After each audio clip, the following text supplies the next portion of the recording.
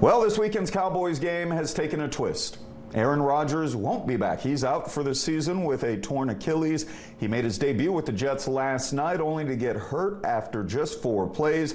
Despite that, the Jets still beat Buffalo in overtime 22-6. Let's bring in our Victor Jaymes now to talk more about this weekend's matchup. Victor, so many people impressed with the 40-0 win over the Giants in prime time last week. Now the question is, will the Cowboys dominate the Jets since they won't have their Hall of Fame quarterback? Well, don't lose. Just don't. You cannot lose this game with everything that has been happening over this last week. The Jets are going to hear all week that they're done for the season. So, but did you see that defense last night? Did you see how good they looked against the Buffalo Bills? Look at this interception, 3 of those from my guy last night. Did you see Garrett Wilson? I mean, did you see Garrett Wilson? I mean, look at this catch. This is insane, this catch. Oh my God. So this team is still really good without Aaron Rodgers. I still want to emphasize that as we go into Sunday's matchup. Well, what should Cowboys fans and the Cowboys be thinking heading into this game? If you play with your food, you'll miss the meal. If the Cowboys go into this game expecting to win just because Aaron Rodgers is not on the field, I don't know what to tell them. They're Super Bowl intentions, so they need to play like a Super Bowl contender even without Aaron Rodgers in the lineup.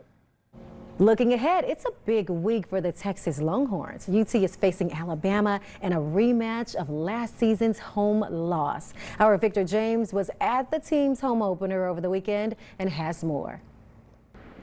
There's just something about that first real Saturday of the college football season. The air hits your lungs a little bit different. Food tastes better. Every song on your music playlist is just a banger. All around good vibes as Longhorns prepare for their business trip in Tuscaloosa.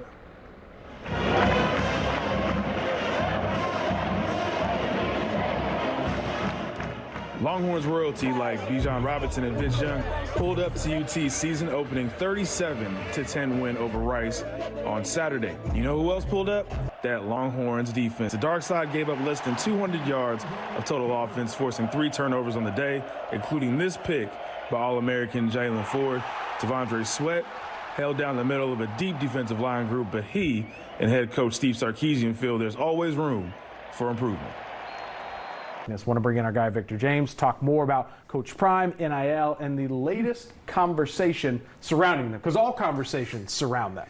Trav, you know this, but if you don't know this out there, the 2 quintessential things about me is that 1, I am not a hater in the slightest, and 2, I love college football.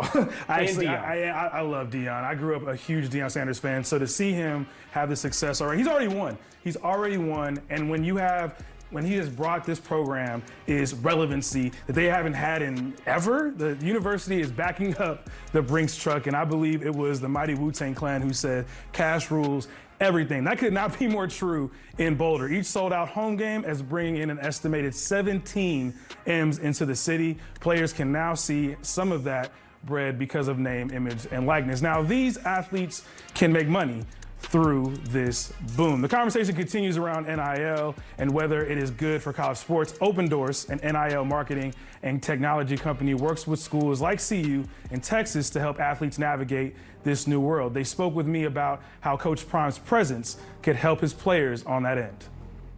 Coach Prime and the success they've had is a massive halo effect for athletes at Colorado and football and beyond, right? Living in Denver, Colorado, the amount of CU t-shirts and flags I've seen in the last 2 weeks are 10 times more than I've seen in the previous 4 years. But these athletes are primed to be in a fantastic position.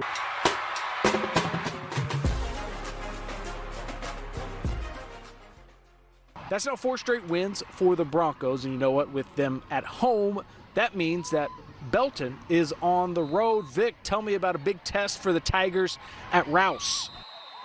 Trav, it wasn't looking too good for the Tigers in the first half, trailing Rouse by 17 before finally waking up in the second. But tonight belongs to the Raiders. Leander Rouse hosting Belton. Tigers coming into tonight's game undefeated. The Raiders with 1 loss. Raiders already up 7 early. Make it 14 as sophomore Lennon Morgan links up with Keller Rogers. I can see why they call him Rocket. Rouse led 24-7 at the break. Fast forward to the third. Rayshawn Peoples lays out for the score. Tigers claw their way back to make it a 6-point game. But that's as close as they will get. They still had a chance down 12 late in the fourth. But Reese Rumfield is picked off, sealing the game for Rouse. Coach Josh Mann liked his group's ability to stick together. The team did a good job of refocusing themselves as much as the coaches did, and we settled down. We didn't panic, and so they fed off of that. Thanks for checking out high school football scores from across Texas. Back with a new edition next week.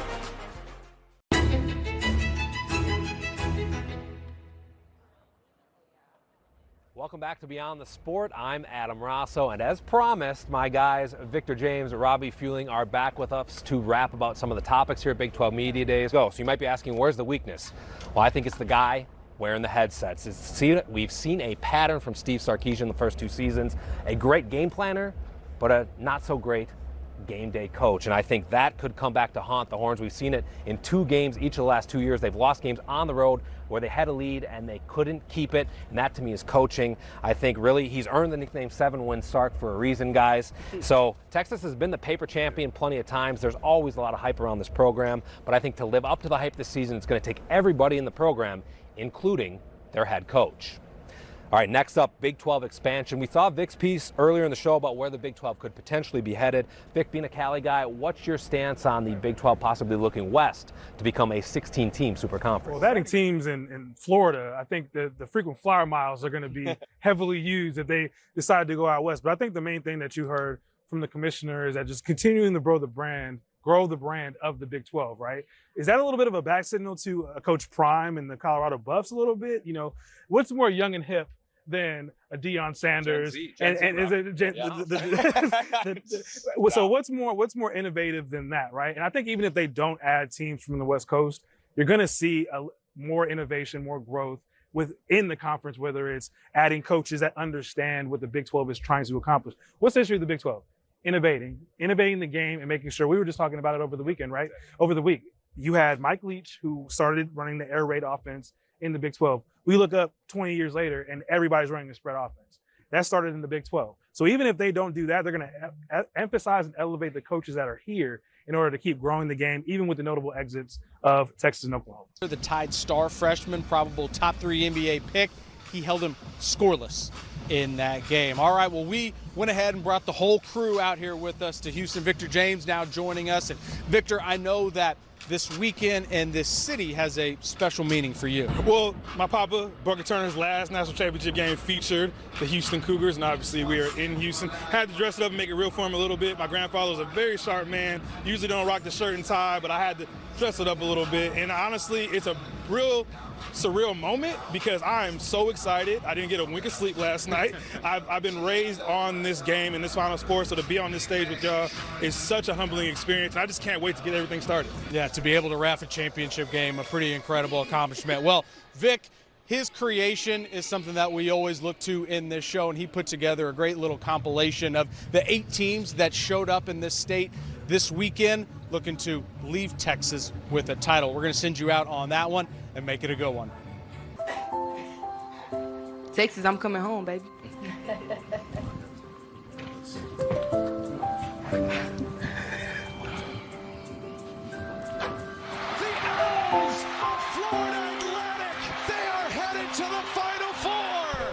You know, they gonna label us whatever, but we some pit bulls and Rottweilers, you know. We go out there and show it every night. Just call us Beach Boys, you know, because we're gonna come out and show how it's done. I said it, and it's like I kind of just spoke it into existence, right? God did. God did.